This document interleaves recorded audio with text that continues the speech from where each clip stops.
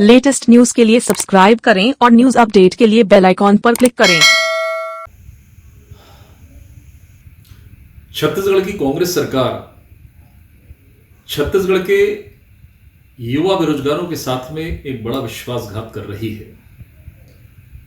एक और घोषणा पत्र में वादा करके 2500 रुपए प्रति माह भत्ता देने का जो वादा था, उस वादे से दूर भागते हुए नजर आ रही है। दूसरी ओर जो नए बेरोजगार युवक जो किसी विभाग में चयनित हो रहे हैं, सिलेक्शन जिनका हो रहा है, उनका प्रोबेशन पीरियड 2 वर्ष से 3 वर्ष बढ़ा रही है। अर्थात उनको जो पूरी तनख्वाह या पूरी राशि जो 2 वर्ष के बाद मिलती थी, उसको 2 से 3 वर्ष किया जा रहा है।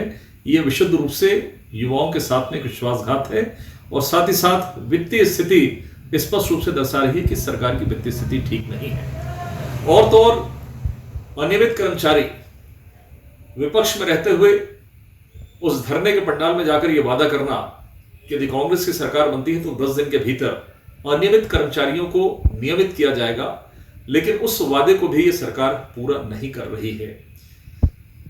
चौथा, एक और शिक्षकों का संविलियन की बात करती है सरकार। घोषणा होती है कि 1 जुलाई से उनका संविलियन माना जाएगा, लेकिन जब आदेश कागजों में निकलते हैं तो उसमें 1 नवंबर की बात आती है।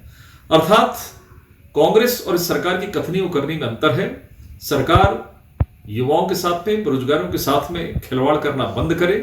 इन सभी चीजों को ठीक करने की आवश्यकता है और विशेष रूप से जो हमारे शिक्षित बेरोजगार युवक हैं छत्तीसगढ़ के, उनको जो बेरोजगारी भत्ता 2500 रुपए माह में देने का जो वादा उन्होंने अपने घोषणा पत्र में किया था, जिसके कारण हमारे युवा साथियों ने कांग्रेस पार्टी को समर्थन किया था, जिसके बलबूते पर कांग्रेस सरकार में आई, उन वादों को इस सरकार को पूरा करने की आवश्यकता है।